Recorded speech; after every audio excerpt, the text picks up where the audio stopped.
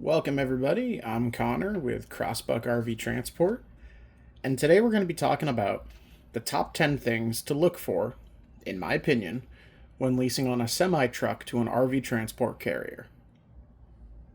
Now, a lot of these things will also apply to pickup trucks, so if you're just looking at leasing on a pickup truck, still pay attention. I think it's something that you might get some information from, and you guys let me know in the comments if your priorities, if your order is different to me.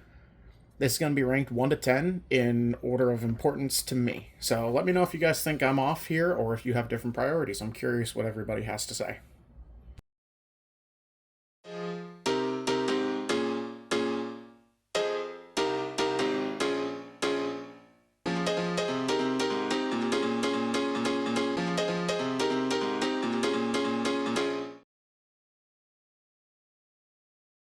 All right, first is pay rate. Now, we're going to jump controversial right off the bat here.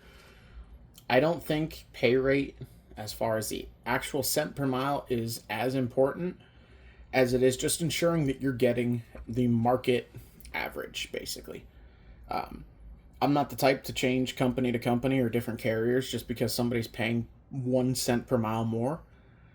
But if everybody's making 265 or 275 a mile and you're only making 245 a mile, then maybe it is time to look for a different carrier. So I put pay rate right at number one. Number two, if you are doing multi haul, are you going to be limited or are you going to be able to pull doubles, triples, quads? Some carriers will only let their step decks pull 3 or more campers at a time. I like working for a carrier where I can pull doubles, triples, quads, or whatever we have available. To me, that flexibility is more important, even if it means I am pulling some freight at a lower rate. Number three is the big one, truck age and requirements. So once it sounds like this is a company I want to pull for, they have the freight and the pay rate that I want, will they take my truck? This is a big one, whether you're in a semi or a pickup truck or a haul and tow. Are they okay with the age of the truck? And does my truck meet all of their requirements? As of yet, I don't know of any carrier that requires trucks to be California compliant, but with the way things are going, I'd look for that to start happening here one of these days. Or you'll see like certain carriers like Mapletree does, where you're not allowed to go to California if your truck's not California compliant. Real quick on truck age requirements. Many carriers have a 10-year age requirement for pickup trucks. When it comes to semis or even haul and tow trucks, that age limit is very unwritten. It goes out the window. A lot of it depends on how well maintained your truck is. There are carriers that have trucks older than 2000 running for them because they are in clean, immaculate shape and they're well maintained. Unfortunately, there is no set age limit for semi trucks for this industry. My best advice is to call the carrier you want to lease onto, ask them, and if they want to see the truck, send them pictures by email. That's the best thing you can do, is use this technology to your advantage. Number four is trailer lease. Of course, if you're multi-haul, whether it's in a pickup truck or a semi-truck, if they have a trailer that I can lease, great, I'm going there. I mean, really, it should be kind of higher on my list because I don't have my own trailer right now. I am leasing a trailer, but that did narrow down the companies that I could go work for at this time. Number five, IRP and IFTA costs. Certain carriers do not do IRPs or semi truck registrations or even pickup truck registrations that exceed 26,000 pounds. The first carrier I started with, Classic Transport, they do not do that, and they do not do IFTA.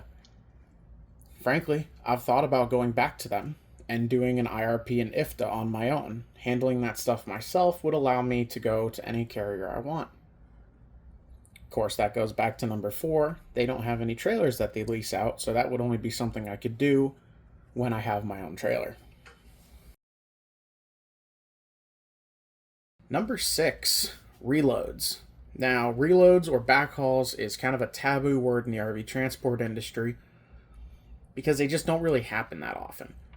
Sure, there's a lot of carriers, even like mine, that have terminals on the West Coast, and once in a while there is a reload that comes out of those yards. They usually don't pay as well though, so that is what it is. It's just an accepted part of the industry. Of course, there's other aspects of reloads when you're running a semi truck and pulling a ship sheet trailer. Am I allowed to book my own cars on Central Dispatch or other load boards for the way back? If so, how much does the carrier take a percentage of those loads for me using their authority and their insurance to haul these vehicles back? And a big one that I don't think is talked about enough in this industry is COD and non-COD backhauls. In the past, I've pulled for carriers like Indiana Transport where backhauls had to be COD or collect on delivery. It could be a major well-known carrier like Amerifreight or Nexus AT or Montway Auto Logistics, any of these companies where they pay 5-day, 2-day quick pay, net 15, net 30. I want to be able to run for a carrier that allows me to do those types of loads too.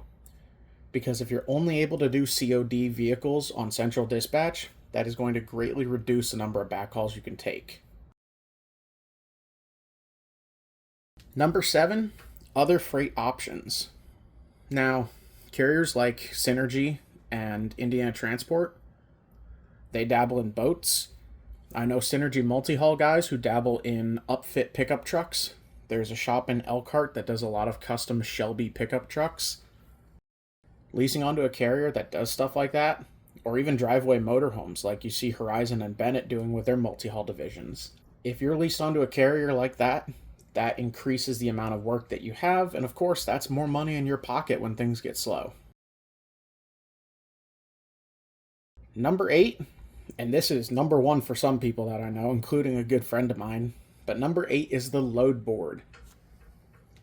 Is the load board an app on your phone?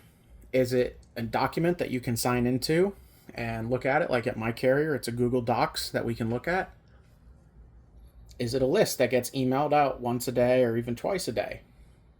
Or is it something that only exists on a computer at the office and you have to call in and talk to dispatch to find out what's on it? Everybody has their own preferences. There's not one that's better than the other, in my opinion. It's just whatever works best for you. But it's important to ask that so you know what you're getting into before you lease on. All right, so number 9 is lot hours. Now, some carriers have multiple lots. Some have just one main lot where the office is, where they stage campers and other freight for pickup for drivers. Once upon a time, when things were at their peak busiest, a lot of carriers had 24/7 lots. Many of them, like mine, they still do. Some of them have a key fob or a pin to get into. Others have manned security there that's there after hours when the office staff is not there. If you are on ELD, if you're leasing on a semi-truck or a pickup truck pulling multi-haul or a haul and tow, having that lot availability of 24/7 or whenever you want to load is crucial because, as we all know, time is money when you're on ELD. Last and least, for my opinion at least, is terminal amenities. Some carriers, they do have some pretty nice amenities at their home terminal for drivers. And right now, when things are slow, that is when those amenities really pay off and start to become helpful for other drivers. To me, it's in the number 10 spot though, because I live less than an hour and a half away from my terminal in Goshen, Indiana. I live in northern Indiana, so I don't really need to have the shower at the office. I don't need to have the lounge or anything like that, or the shop to work on the truck, although that is really nice. Other carriers have all kinds of things. They're not around anymore, but Hoosier RV, Hoosier RV used to have sleeping quarters for their drivers, so they didn't even have to idle their truck at night, whether it was hot or cold. They could sleep inside a building, in bunks, and there's just different things that every carrier provides and offers, and some of them don't offer anything. So maybe that's the big thing for you. Maybe that's what's going to set you to leasing on with a certain carrier or not. It's a little bit of a quicker video, and I am still working on my weekly log video for this week for the run we just took down to Byron, Georgia, just south of Atlanta.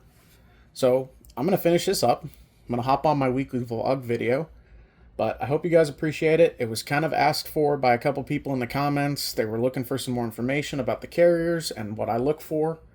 All right, guys, so that wraps up this video. Thank you guys so much for watching. I really appreciate it. We're so close to 100 subscribers. I did not see that coming this quickly. Frankly, I don't even have a goal in mind for this channel. I just like sharing information with you guys. It's fun to share this journey, and I hope maybe you guys get some entertainment value or you learn something from this. So, I'm Connor with Crossbuck RV Transport. If you haven't already, smash that like button, go ahead and subscribe, and share it to anybody who wants to debate me on their top 10 list here. I'd love to know what you guys think. Did I get it right? Do you guys have different priorities? Let me know in the comments. Stay safe. Y'all take care.